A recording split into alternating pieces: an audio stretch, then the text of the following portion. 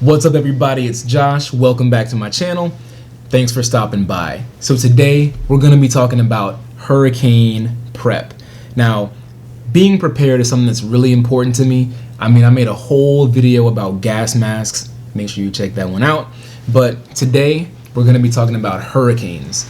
So being in South Florida, hurricane preparation is something that we have to deal with every single year. Hurricane season starts on June 1st and it goes all the way to November 30th. So like half of the year we're worried about, is a hurricane going to come and blow our roof off?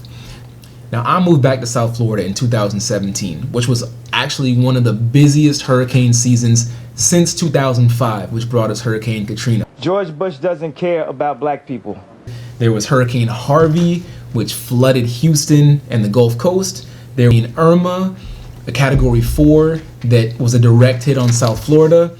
And the most powerful storm of the year was Hurricane Maria, which was a Category 5 that just wreaked havoc in Puerto Rico. The 2019 hurricane season is most memorable for Hurricane Dorian, and I'm sure you all remember the images from Hurricane Dorian. No, not that one. This one. Now, as Hurricane Dorian was just churning over the Bahamas, those of us in South Florida were just sitting here like, what's gonna happen to us? It was pretty terrifying, but luckily for us, Hurricane Dorian took that turn and missed South Florida for the most part. The 2020 hurricane season is already upon us. Matter of fact, as I'm recording this, Hurricane Isaias is barreling down on the Caribbean and is headed towards South Florida. So we got our eyes on that at the moment. This hurricane season, they predict somewhere between 13 and 20 named storms, and we're already at 9. Now, this is the first time in history that we've ever had 9 named storms before August 1st. Now, of those 13 to 20, they expect somewhere between 6 and 11 hurricanes, and 3 to 6 of those are expected to be major hurricanes, so Category 3 or higher. All that to say, we take hurricane preparedness pretty seriously in my house, and y'all should too, especially if you live in Florida, honestly, anywhere up the East Coast and the Gulf Coast. These hurricanes are getting bigger and stronger and more powerful and more frequent, and you gotta be prepared because you really never know what's gonna happen. So the first thing you gotta do is make a plan. And when you're making a plan, you gotta answer several questions. The first question you wanna answer is, how are you gonna get your emergency updates, your alerts, your news? Now, there's a couple of ways you can go about this. You can get your alerts from the TV. Your local weather station is definitely gonna have updates. They're gonna have some kind of cool graphic and some audio that's gonna make you tune in, and they're gonna give you everything you need to know. But then what happens if you lose your electricity? Then what? Another option you've got is apps. Now, my favorite app for tracking hurricanes is the Max Tracker. It gives you all the information you need to know. You can also use social media. Some of the conspiracy theorists that you follow on social media are gonna tell you that hurricanes are made by the government to distract you from the Bill Gates scandal with the coronavirus and Pizzagate. But what the conspiracy theorists are not gonna tell you is what's going on with the hurricane and how you can keep your family safe. So what I recommend is just mute them just for now and focus on some of the official sources like the National Weather Service or the Weather Channel, or even FEMA. Now, I know a lot of y'all still don't trust FEMA because of Hurricane Katrina, and I don't blame you, but they do have accurate and up-to-date information about what's going on with hurricanes. The best way, in my opinion, to get up-to-date and accurate information about what's going on with a hurricane, regardless if your power goes out or the internet signal is down, is the NOAA Weather Radio. Now, you're not going to pick up this channel on your normal AM/FM radio station. You're going to need an NWR radio. Rain bands accompanying Isaias will also have the potential to enhance tropical storm force winds and occasional squalls through the day. Now, these radios are going to pick up the special station where the NWR broadcast all their hurricane and emergency update alerts. The one that I have is battery operated, solar powered, hand crank, or you can actually plug it in. So no matter what happens, you're always gonna have your radio and a flashlight and a noisemaker and all that good stuff that you're gonna need to Not only make sure that you're informed of what's going on, but also if you're in an unsafe situation, it's going to help you find your way out. Now, the next question you need to answer is, where are you going to shelter? Are you going to stay home, or are you going to stay at a hurricane shelter? Because if you do plan on staying at a hurricane shelter, you're going to need to know where these shelters are. Are they accepting everybody? You're going to need to bring your emergency kit with you. And you also want to keep in mind, how is COVID-19 going to affect your family's ability to be safe at a hurricane shelter? Now, if you do stay at home, you want to make sure that your home is secured and safe and that you got all your supplies. And I'm going to get into that a little bit later. Now, the other question you want to ask is, do I need to evacuate? So 2019 gave us some of the most amazing live HD videos of what it looks like to be in the middle of a hurricane. The wind is super scary, but the most terrifying part of a hurricane is the storm surge. If you don't believe me, here's a couple videos to jog your memory.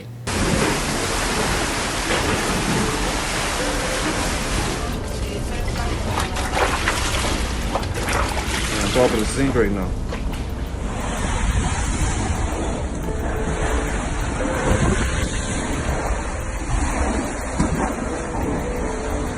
That's the water hitting my front room window, which is extremely high. And this is the water by my back door and glass.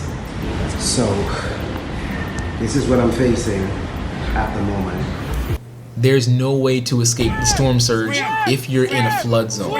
And if you're in a storm surge area, you gotta get out of there. Now, if you're within the storm surge area and your local authorities tell you that you need to evacuate, you need to evacuate, all right?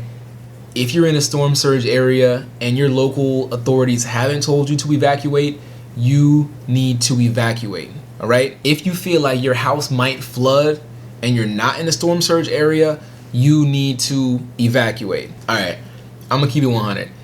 If you live that close to the water, especially in South Florida, chances are you got enough money to stay in a hotel for 1 or 2 nights, all right? Evacuation doesn't mean that you have to fly to your private compound in Montana. All you need to do is go to a decent hotel that's far enough out of the flood zone where you're gonna be safe. You're gonna have access to food, you're gonna have electricity, and you're not gonna be victim of a storm surge. You don't have to stay in a 5-star hotel, just someplace where your family's gonna be safe. But if you are gonna stay in a hotel, just make sure you're aware that those prices are probably gonna go up. Even though they're not supposed to price gouge, it is what it is. But if you do plan on going to a hotel, make sure you make your reservations early enough before the hotel gets filled. Now the next question is, how are you gonna communicate with your people? Text messaging is superior to phone calls. If the weather is that severe, you may have down cell towers, you may have crowded signals, you may not be able to get through making a call. So text messages are better. Now ready.gov also provides us with an emergency communication plan. I'm gonna put the link below. It's got everything you need to make sure you can stay in contact with your people. It's got your house information, school and work information, contacts out of town, and emergency meeting places. It's very important that everybody in your household knows your emergency meeting places. Your in-house emergency meeting places, your in-neighborhood meeting places, your in-town meeting places, and your out-of-town meeting places. Can I get you to do this real quick? Mm-hmm. Okay. Babe, what's our in-house meeting space? What's the safest room in the house? The kids' bathroom. Boom. What is our in-neighborhood meeting place? The hospital, Memorial Regional Hospital. Boom. And our out-of-town meeting place, I'm not going to tell you. No, the out-of-town meeting place is where? Port St. Lucie. Port St. Lucie, my parents' house, right? So if for some reason we can't get onto our street, we got to plan for that. If for some reason I'm in one place, I'm in one city, and she's in another city, we still know where we're going to meet up. This is important not just for hurricanes, and it probably has more application for other crazy emergencies besides hurricanes, but it's still good to know. I'm not gonna go too much in depth about this, but definitely check out the website. They got all the information you need. Now that all of that is out the way, here's the fun part. This is the emergency kit that you're going to prepare, that you should have ready before hurricane season even starts, okay? So as far as this emergency kit goes, you need to go through your checklist before hurricane season, make your inventory, see what you got, see what you don't got, okay? You want to try to re-up before a hurricane is on its way, all right? But you should definitely know what you're missing before hurricane season even happens, okay? Because once the named storm is on the way, all the stores are going to be empty. All the shelves are going to be, I mean, you saw what happened when coronavirus hit. Like, you couldn't get toilet paper then. Try getting water when a hurricane watch is in effect. Again, I'm not going to go into crazy detail about this because there's a lot of different things, and you can find them all on the website, ready.gov. But there are some basic supplies that you must have, and those include 1 gallon of water per person per day, canned food, a radio, 1 flashlight per person, a bunch of backup batteries, a first aid kit, something that makes noise, plenty of toilet paper, garbage bags, a can opener, paper maps in case you have no electricity, and basic tools such as a wrench, pliers, okay? Now, water is obviously the most important thing out of all of those things, but it happens to be the most difficult to keep in storage. If you don't have enough room to store 1 gallon of water per person per day, another option that you have is to get bleach, and you can make a water to bleach mixture of 9 parts water to 1 part bleach, and that's going to sanitize your water. Please note that I am releasing myself from any liability if you try to drink bleach, okay? That's your business, that's got nothing to do with me. So these are some recommended supplies that you'll probably survive without, but you should still have them on hand just in case this is a prolonged thing. You definitely want to have your prescription medications, all right? And you want to have a good stock of some over-the-counter medications as well. I'm talking about pain relievers, Tylenol, Aleve, Motrin, as well as Benadryl in case somebody has an allergic reaction or touches something crazy. You want to have diapers. You want to have cash. You want to make sure that your cars are full of gas. Or if you are awesome and you drive a Tesla, make sure your Tesla is fully charged before the hurricane hits.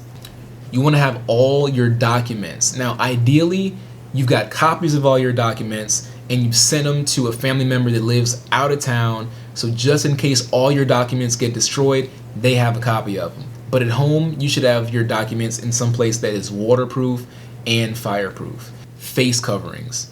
The hurricane doesn't care that we're in the middle of a global pandemic. So make sure you have enough face coverings to protect yourself and your family. Also, you want to consider specific needs for your household and the people therein. All right, so we already talked about medications. Are there other age-related things or differently abled related things that you need to make sure are in reach? Cultural and religious things. Are there any foreign language speakers that may not be okay if they're by themselves? Are there any pets or service animals that need to be taken care of? All of that stuff needs to be thought about before the hurricane comes because it might be too late when you're already under hurricane watch. Now, after you answered those questions, how am I going to receive my emergency updates and alerts? Am I going to stay at home? Am I going to stay in a shelter? Am I going to evacuate? How do I communicate with my people? What do I need to have as part of my emergency plan? And how do I make sure that my house is safe? After you have all those questions answered, the next thing to do is practice the plan. Every adult in your household should know the plan and know how to execute it independently. The kids should know it as well. Depending on their age, they should have different responsibilities as far as carrying out the plan. Get your kids involved, and that's going to make it stick better. Okay, now, a couple of pro tips from an experienced hurricane survivor. All right, you ready? Boom. Number 1, make sure that you've got home insurance if you're a homeowner. All right, make sure you've got it before hurricane season starts. There is absolutely no chance of you getting home insurance while there's a cone of uncertainty pointing at your house. And it's probably going to be hard to get home insurance during hurricane season in general, especially if you live in South Florida. All right. If you know a hurricane is on the way, bring everything from outside inside. If you've got tree trimming to do, don't do it right before the hurricane. You should have that done way in advance. Like the bulk trash pickup, they're not gonna come when there's a hurricane watch. So all your tree trimmings are gonna sit there, and they're gonna be potential missiles that can break windows and injure people and do all sorts of damage. So the next thing you wanna do is make sure that your house is secured. Do you get hurricane shutters or do you get impact resistant windows? Now, I've lived through both. Now, I can say that if you have to put up hurricane shutters, it does kind of suck to be in a completely dark house, especially when the power goes out. So if you can, impact windows are always much better. And you can actually watch the hurricane outside the window, which is crazy to see in person. All right, a couple more pro tips. If the water is cut off and you need to flush your toilet, you can flush your toilet with a gallon of water. You don't want to just drop it in really fast and have the stuff splash out at you, but a quick dump of a gallon of water will flush your toilet. If you have a pool, don't drain your pool. The water in your pool is actually going to hold down the pool itself, like the covering of the pool, so it doesn't get ripped up by the winds, okay? If your pool overflows, it overflows. It's not a huge deal. But if you've got doors or low windows near your pool, you just want to make sure that those doors or windows are protected. So that brings me to the next point, sandbags. You want to make sure that each sandbag is filled with about 40 to 50 pounds of sand, all right? And the proper way to stack your sandbags, height to width, should be a ratio of about 1 to 3. So for every 1 sandbag high, they should be 3 sandbags wide. A pyramid shape is way better than just a straight line of sandbags. Depending on where you live, if you're in a flood zone and you want to sandbag your entire property, that's going to take a lot of time and a lot of effort. I'm going to post a link to a video that shows you how to sandbag your entire property. Now, if you just have some doors or windows that you want to sandbag, that's a little bit easier. You can do the same thing. It's the same idea, 1 to 3 ratio, height to width. Make sure you park your car somewhere safe but accessible. And if it happens to be far from where you live, make sure you have a bike or another way that you can get to your car if need be. Make a bunch of ice beforehand and store it in Ziploc bags in the freezer before the power goes out. If you have a gallon storage size, even better. Talk to your neighbors before the hurricane comes. Let them know how you can help. They may offer you help, and make sure you check on them after the hurricane. Make sure you have enough puzzles and board games and cards and dominoes to keep you occupied if the power goes out. Living without electricity really sucks, especially if you have kids. We're not just talking about no iPad and no light. We're also talking about no AC. And it's summertime, so it's gonna be really hot. So everything your kids do that's annoying on a regular day is gonna be that much more annoying. Make sure you've got something analog to keep them occupied. I think puzzles are the best because they take a long time to get done. Even for adults, you might want to get yourself a 1,000-piece puzzle. That's what we did during Hurricane Irma until the kids came and started stealing pieces. But I think we got like 998 pieces of it completed, and then the kids stole 2. But it was fine because it took us like a whole day to do, and it kept our mind off of being hot and bored. Make sure you've got coolers. If your power goes out, then the things inside your fridge and freezer are gonna start to go bad. So stick them in the cooler. What we've done in the past is as soon as the power goes out and it's clear to go outside again, we just go ahead and start cooking everything on the grill. If you got too much food to eat by yourself, share it with your neighbors. This is not a time to be stingy, right? Like hurricanes and natural disasters are times for people to come together, collaborate, and help each other out. So get on that grill, man. Make sure you got enough charcoal, make sure you got enough gas and propane or whatever, because you're gonna be grilling out. Last but not least, respect the storm. Respect the storm. If you live in Florida, chances are you've been through a hurricane before. You've never been through this hurricane that's on the way. All right? Whatever experience you had in the past is going to teach you things about how to be prepared, but don't ever have so much hubris that you think that you're bigger than the storm, because you're not. Pay attention to the alerts, pay attention to the evacuation warnings.